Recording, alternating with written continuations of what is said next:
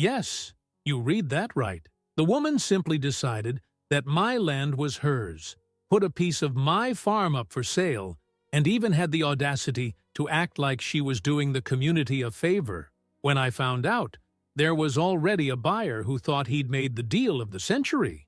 Now tell me, since when can an HOA steal private land and sell it as their own? Has this become the Wild West and I don't know it? And the worst, when I confronted her, she had the face of face to say that it was for the good of the neighborhood. Did I manage to reverse this madness? Or did I lose my own land to this crazy woman? Wait and see. The idea of a residents' association on a farm was absurd enough. I mean, residential neighborhoods, standardized streets, controlled gardens? Fine. But I've got 50 acres of land, cows, chickens, and a tractor that's seen more sun than any of those suits on the council. There's no point in these people meddling here. But here she came, the self-proclaimed queen of the HOA, the woman who couldn't go a day without inventing some ridiculous new rule to justify her non-existent power. The HOA has always been annoying, but when this lunatic took over, things went from annoying to dangerous. And that's how, one fine day, I discovered that someone, specifically she, had the bright idea of selling a piece of my land. Yes, sell it. As if it were hers. As if there were a world where that made sense. The discovery came in such a ridiculous way that, if it hadn't been for my life being ruined in the process, I would have laughed. One fine Saturday, I'm driving my tractor through a part of the farm I rarely visit. It's a quiet part, with a few trees and a small stream. I always thought that one day I would do something useful there, perhaps a bigger vegetable garden or a space for the horses. Only, instead of the usual calm and natural setting, I find a new fence. I stopped the tractor, jumped out, and walked up to the fence, confused. The posts were new, the wire shiny, as if they'd installed it last week. Then I saw the sign hanging from the wood. Private property. No entry. Now tell me, what do you mean, private property? This is my farm. My blood was already boiling when I realized that, on the other side of the fence, there was a man tinkering with the earth, as if he was planning some construction. A stranger, on my land. "What the hell are you doing on my property?" I shouted, crossing the fence as if it were made of paper. The guy looked at me, widened his eyes, and took a step back, raising his hands. He looked as confused as I was. "I bought this lot from the HOA." What? It was at that moment that I felt the universe had completely given up on making sense. Not only had the woman from the HOA invaded my land, but she had the audacity to sell a piece of it? I felt like ripping that fence down with my fingernail, but first I asked the man if he had any papers. And of course, he did. A contract, with a signature and everything. And who was there as the official seller? She was. The woman really thought she could take a piece of property that has been in my family for generations, put up a fence, and resell it, as if she were in charge of a garage sale. And what's worse, the buyer believed her. He paid real money. I took a deep, deep breath. I went to the tractor, turned around, and went straight to the HOA headquarters because this madness had to end now. As soon as I parked, there she was, in the middle of the HOA's makeshift office, surrounded by papers, spreadsheets, and that arrogant posture of someone who really believes they are changing the world with their nonsensical rules. She looked up and gave a forced smile. "Ah, hello. Is there a problem?" "Yes, my child. Several." But the answer I was about to give had to wait, because before I could even open my mouth, I saw something that made me lose my patience for good. On the table next to her was a floor plan with markings. My land was divided into plots, as if it were a new condominium under development. She hadn't just sold a piece. She was planning to sell more. The HOA really thought it could turn my farm into a damn subdivision, without my permission, without a contract, without even telling me. My breathing was heavy. My heart was hammering in my ribs. But I'm a patient man, up to a point. "Can you explain to me why on earth I've just found a fence and a stranger building it on my farm?" She blinked, feigning innocence. "Oh, you must be talking about Plot 34. It was sold last week." The level of absurdity of this response left me momentarily speechless. Lot 34! She actually named a piece of my land as if it were a product in a catalog. "That plot is mine. You can't sell something that doesn't belong to you." And then came the answer that made my blood boil over. "Well, technically, your farm is part of the HOA's jurisdiction. So," she smiled. The woman smiled. "Ah, ma'am, now you've really gotten yourself into a hole you're not going to get out of. My mind was made up. This was going to end up in court. And when it did, the HOA was going to regret having crossed my path. You know when you're so pissed off that you can't even scream? That the anger gets so intense that silence outweighs any shouting? Well, that's exactly how I felt when I faced that woman, who had now officially become my #1 enemy. My farm, which had been in my family for generations, had been sliced up and sold off as if it were a vacant lot that someone had forgotten to register. And the worst thing? She really believed she was right. After her absurd response that my farm was part of the HOA's jurisdiction, I simply took a deep breath, trying to keep my hand from involuntarily knocking over everything on that ridiculous table full of blueprints for what was apparently the new condominium project of crazy TM. But then she doubled down. "Look, I understand that there may have been a miscommunication, but this was all done for the good of the community. Turning part of their land into plots would increase the value of the area." Ah, yes. The famous, "I'm committing a crime, but it's for the good of everyone." Do you have any idea what you're saying? My voice came out low, dangerous, but she wasn't shaken. On the contrary, she felt in control of the situation. "I know that change can be difficult, but the truth is that your farm occupies a space that could be put to better use. The HOA has a duty to optimize land use for the benefit of all." It was at that moment that I realized this woman really believed she had a right to my land. She wasn't just being crazy. She had convinced herself that the HOA had power over everything around it, as if they were the government and I was just a peasant waiting for a decree. I had already wasted too much time arguing with a human being who clearly had an inflated ego the size of a stadium. I picked up my phone and, without saying a word, dialed the police number. And then came the change of expression.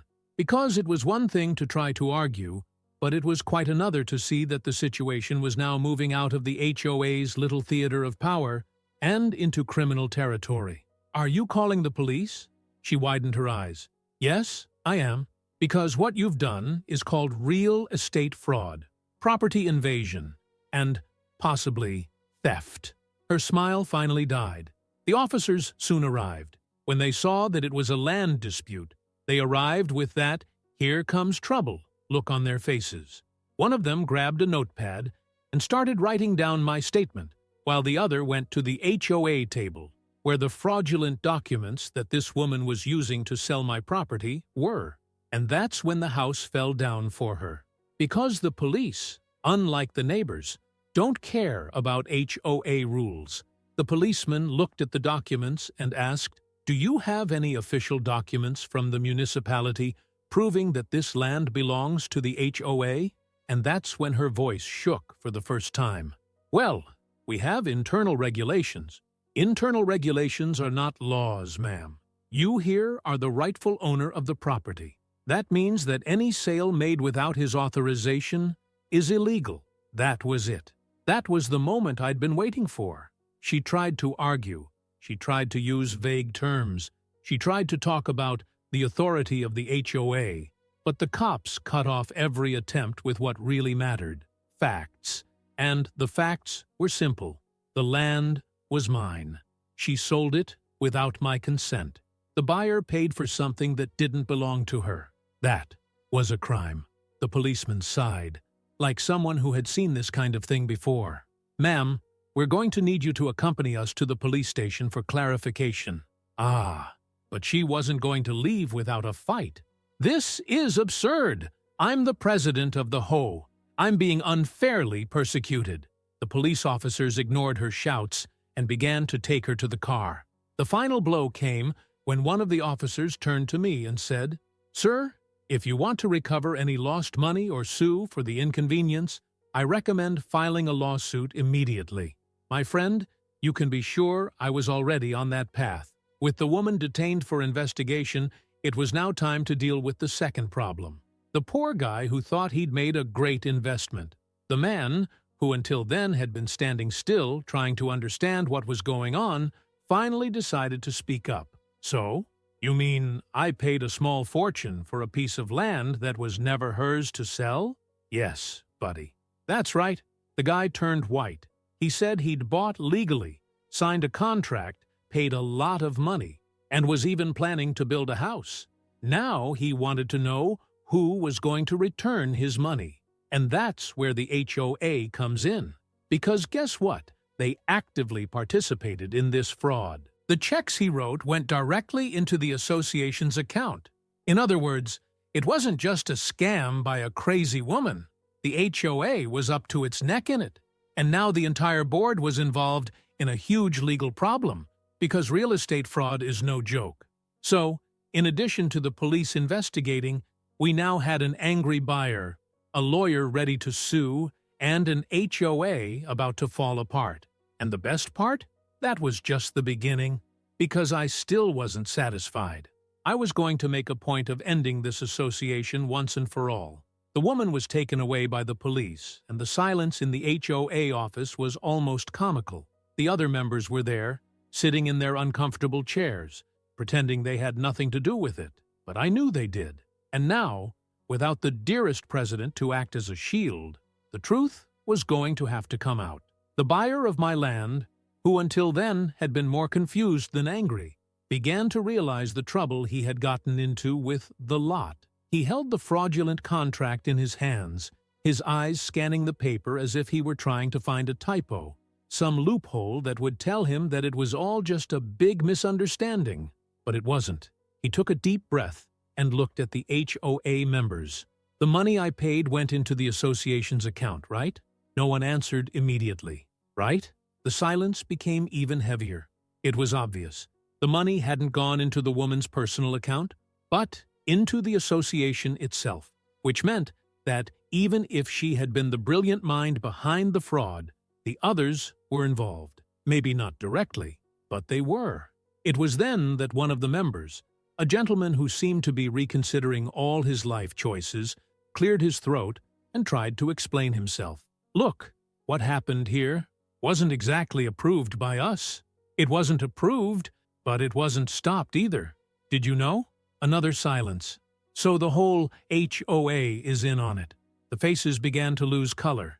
Because it was one thing for an individual to commit fraud, it was another thing for the entire association to be in the middle of it. This wasn't just a civil matter, it was a crime. The buyer, now completely upset, turned to me. "I'm going to sue these people until they pay me every penny back." "Welcome to the club, partner."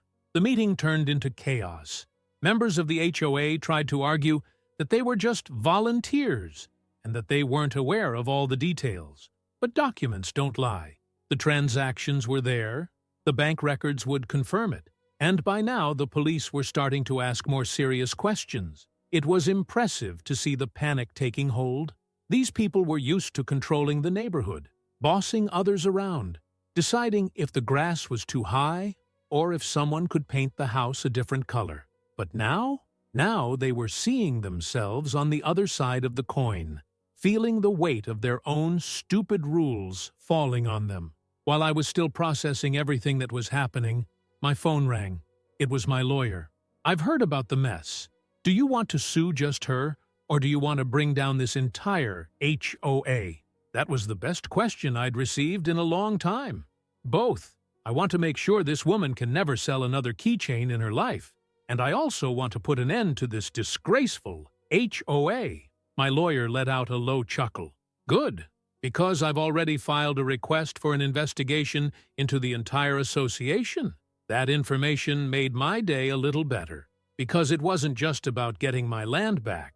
It was about making sure it never happened again. The next day, Investigators were at the HOA office. They combed through documents, pulled bank statements, and, best of all, confiscated the association's computers. Whatever was in there, they were going to find out. And, like magic, the board members began to disappear. The first resigned before lunch. The second announced that he was too busy to continue at the HOA. Until, a week later, the association itself dissolved the board. But that didn't mean the problem was over. The woman was still facing charges. The HOA, even without a board, still existed on paper and needed to resolve the issue of the lots that had been sold. And I still hadn't seen a penny of compensation for the inconvenience they had caused me. But I was in no hurry, because this time I knew they were on the losing side, and the fall wasn't over yet. At this point, the HOA was falling apart.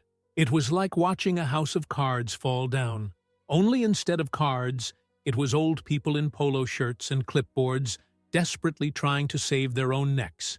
Every day, one more member abandoned ship, pretending they never had anything to do with the fraud. But no one gets off that easy when they have police, lawyers, and a whole community of witnesses. The investigation revealed that this woman had not only illegally sold a piece of my farm, but had plans to sell at least 5 more plots. That's right, she was trying to turn my property into a fucking subdivision without even bothering to warn me. What started out as an administrative error soon became a scandal.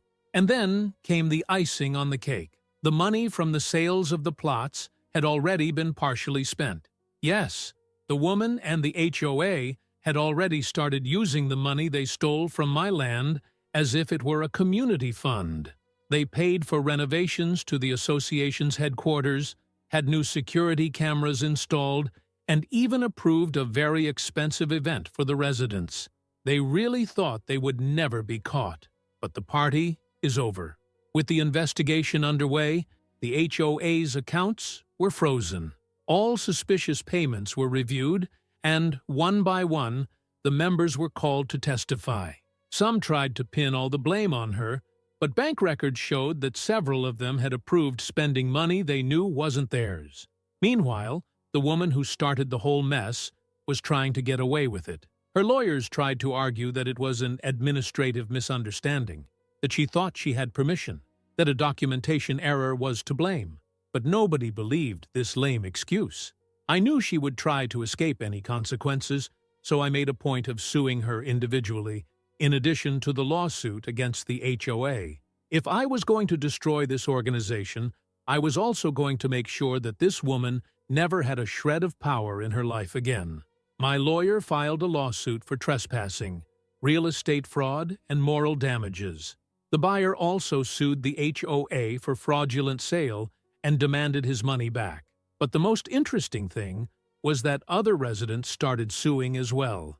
The press was already covering the story, and it only took a little attention for other people in the condominium to realize that the HOA had been committing abuses for a long time.